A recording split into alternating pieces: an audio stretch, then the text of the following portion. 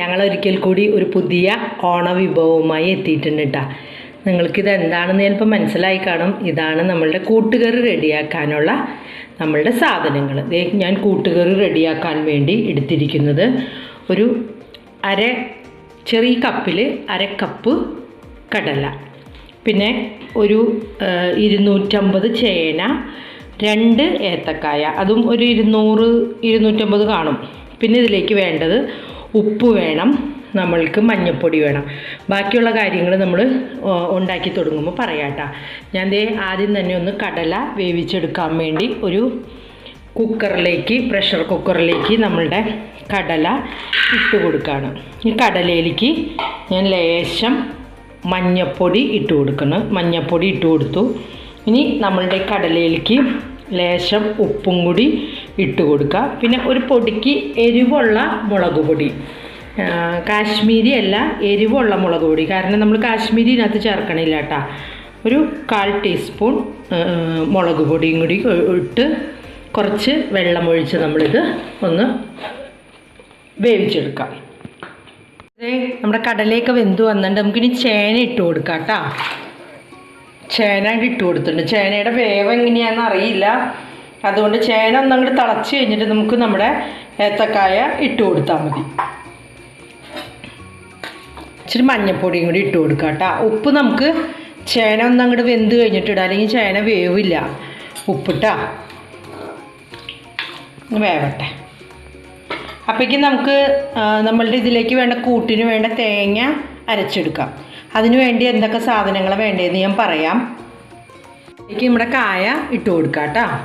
ഒരുവിധം അങ്ങോട്ട് വേവായിട്ടുണ്ട് നമ്മളുടെ ചേന. ഇനി കായ ഇട്ട് കൊടുക്കാം. പിന്നെ നമ്മൾ ആ കടല വേവിച്ചപ്പോഴേ നമ്മൾ ആ കടല ഒരു 5 മണിക്കൂറെങ്കിലും മുമ്പ് കുതിർത്താനിടണേ. അതിന് ശേഷം മാത്രം നമ്മൾ അത് വേവിച്ചെടുക്കുക, കാരണം അല്ലെങ്കിൽ വെന്ത് കിട്ടില്ല.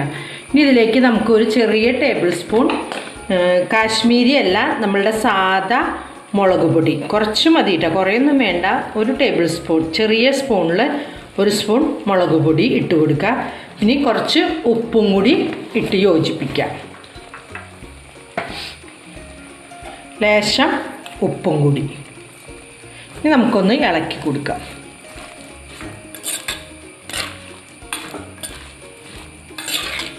ഇനി അതിവിടെ കിടന്നങ്ങോട്ട് വേവട്ടെ കേട്ടോ.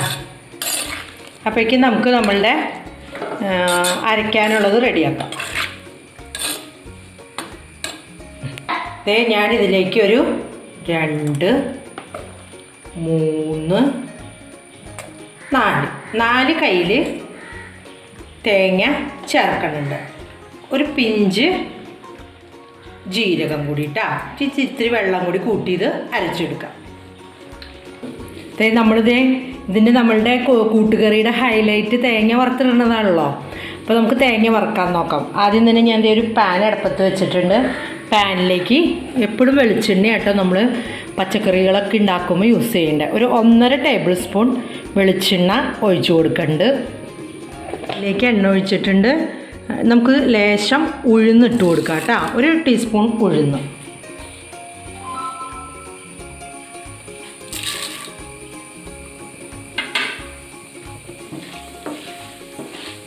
ഉഴുന്ന് അങ്ങോട്ട് ചൂടായി കഴിയുമ്പോൾ നമുക്ക് ലേശം കടുകും കൂടി ഇട്ട് കൊടുക്കാം.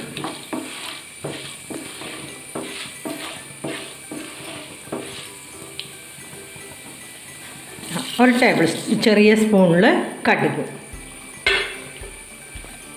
അങ്ങോട്ട് പൊട്ടട്ടെ. ഒരു 3 പിടി തേങ്ങ ഇട്ട് കൊടുക്കാം കേട്ടോ. നമ്മളുടെ കയ്യിൽ 3 പിടി തേങ്ങ നല്ലതായിട്ട് വറുത്ത് ചേർത്താലായിട്ട് ടേസ്റ്റ് ഉണ്ടാവുള്ളൂ നമ്മളുടെ കൂട്ടുകറിക്കിട്ടാ. നമുക്ക് ഇളക്കി കൊടുക്കാം.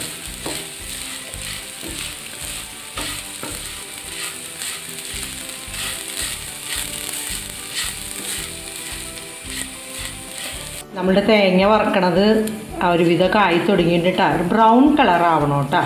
ഒത്തിരി അങ്ങോട്ട് ആവണ്ട, ഗോൾഡൻ അത്രയും കൂടെ പരുവത്തിലേക്ക് പോകണ്ട. ഒരു ചെറിയൊരു ബ്രൗൺ കളർ. ഒത്തിരി ബ്രൗൺ ആയി കഴിഞ്ഞാൽ കറിക്കൊരു കയ്പ്പ് വരും കേട്ടോ. പിന്നെ അതേപോലെ തന്നെ ഞങ്ങൾ കഴിഞ്ഞ ഒരു 3 വീഡിയോ ഇട്ടിട്ടുണ്ടായി, നിങ്ങൾ കണ്ടിട്ടുണ്ടാവുമെന്ന് വിചാരിക്കണം എല്ലാവരും. ഒരു നാരങ്ങാച്ചാറ്, ഒരു ഇഞ്ചിയും പുളി, പിന്നെ ഒരു കറി നാരങ്ങയുടെ. കാണാത്തവരുണ്ടെങ്കിൽ കാണുക, സബ്സ്ക്രൈബ് ചെയ്യാത്തവരുണ്ടെങ്കിൽ ഒന്ന് സബ്സ്ക്രൈബ് ചെയ്യുക. ആ മണിക്കുട്ടീനെ ഒന്ന് ഇടിച്ച് തെറിപ്പിച്ചേക്കാം കേട്ടോ എല്ലാവരും.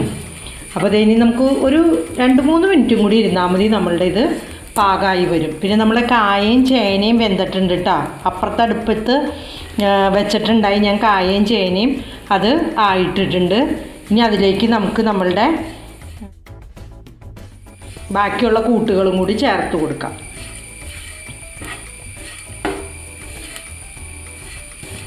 ആയിട്ടുണ്ട്. അത് ഇത്തിരി കറിവേപ്പിലയും കൂടി ഇട്ട് കൊടുക്കാം. കാരണം മലയാളിക്ക് കറിവേപ്പില ഇല്ലാത്ത എന്തെങ്കിലും കറി ഉണ്ടോ? അപ്പോൾ ഒരു ലേശം കറിവേപ്പിലയും കൂടി ഇട്ടിട്ടുണ്ട്. ഞാൻ ദേ സ്റ്റൗ ഓഫ് ചെയ്തു. ഇനി ഒന്ന് പയ്യെ ഇളക്കി കൊടുക്കാം, മൂപ്പ് കൂടി പോകും. അപ്പോൾ ഇത് വറവ് നല്ല പാകമായിട്ടുണ്ട്. ഇത് വറക്കുമ്പോൾ എന്തൊരു സ്മെല്ലാണെന്നറിയാം. വെളിച്ചെണ്ണയിൽ നിങ്ങൾ വറുത്ത് വരുമ്പോൾ ഈ മുറി നിറച്ച് ആ സ്മെല്ല് നിൽക്കുകയാണിങ്ങനെ. കിച്ചണിൻ്റെ അകത്തൊക്കെ ശരിക്കും ഈ വറവിൻ്റെ മണമാണ്. ഇപ്പം തന്നെ നമുക്കൊരു കൂട്ടുകറി കഴിച്ച പ്രതീതി ആയിട്ടുണ്ട് കേട്ടോ. ഇപ്പോൾ ആയിട്ടുണ്ട്. ഇനി നമുക്ക് നമ്മളുടെ ഈ കൂട്ടിലേക്ക് ഇതെല്ലാം കൂടി ചേർത്ത് കൊടുക്കാം. നമ്മുടെ കായയും ചേനയൊക്കെ കൂടി നമ്മൾ വേവിച്ച് വെച്ചിട്ടില്ലേ, അതിലേക്ക്. ഇനി നമുക്ക് അതിലേക്ക് പോകാം. നമ്മുടെ എല്ലാ സംഭവവും നന്നായിട്ട് വെന്തിട്ടുണ്ട് കേട്ടോ. നന്നായിട്ട് ദേ നോക്കി, എല്ലാം ദേ നല്ല ഭംഗിയായിട്ട് വെന്ത് വന്നിട്ടുണ്ട്. ഇനി അതിലേക്ക് നമ്മളുടെ കടല നമുക്ക് യോജിപ്പിച്ച് കൊടുക്കാം.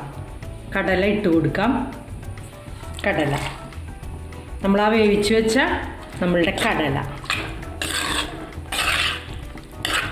ഈ ശരിക്കും പറഞ്ഞാൽ കൂട്ടുകറിക്ക് നല്ല മധുരമൊക്കെ വേണം എന്നാട്ടാ പറയണേ. ശരിക്കും നല്ല മധുരത്തിലേക്കാണ് ഉണ്ടാക്കണേ. നമ്മൾ പക്ഷെ അധികം മധുരമൊന്നും ഇടുന്നില്ല കേട്ടോ. ഇനി നമ്മൾ അടിച്ചു വെച്ചിരിക്കണ നമ്മളുടെ തേങ്ങയുടെ കൂട്ടില്ലേ, അതങ്ങോട്ട് നമുക്ക് യോജിപ്പിക്കാം. ഇതിലേക്ക് ഇട്ട് കൊടുത്ത് യോജിപ്പിക്കാം. തേങ്ങയുടെ കൂട്ട്, തേങ്ങ അരച്ചു വെച്ചത് ഇട്ട് യോജിപ്പിച്ച് കൊടുക്കുക.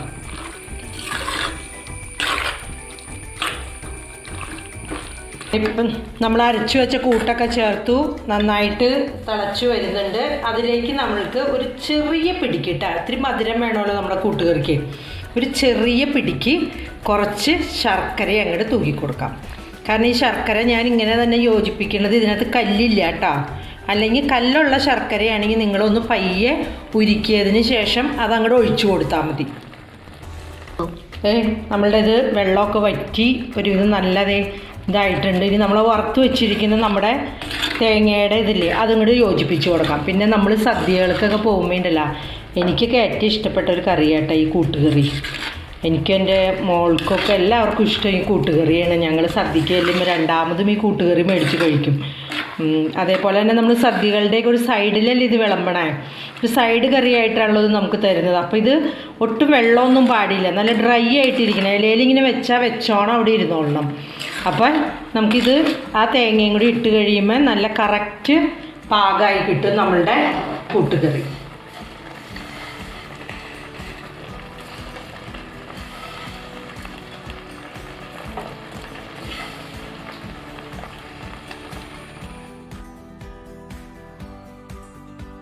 അപ്പോൾ നമ്മളുടെ അതേ കൂട്ടുകറി റെഡിയായി, എല്ലാം ദേ യോജിച്ചിട്ടുണ്ട്. നല്ല ഡ്രൈ ആയിട്ട് തന്നെ ഇരിപ്പുണ്ട്. ഇലയിൽ അങ്ങനെ തന്നെ ഇരുന്നോളും.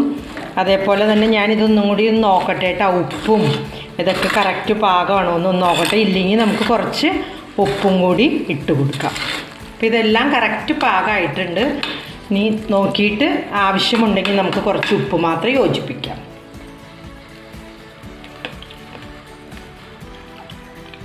ലേശം ഉപ്പിൻ്റെ കുറവുണ്ട് കേട്ടോ. ഒരു പൊടിക്ക് ഉപ്പും കൂടി നമുക്ക് ഇതിനകത്തേക്ക് തൂക്കി കൊടുക്കാം. ഇനി നമുക്കിത് ഓഫ് ചെയ്യാം. നന്നായിട്ടായി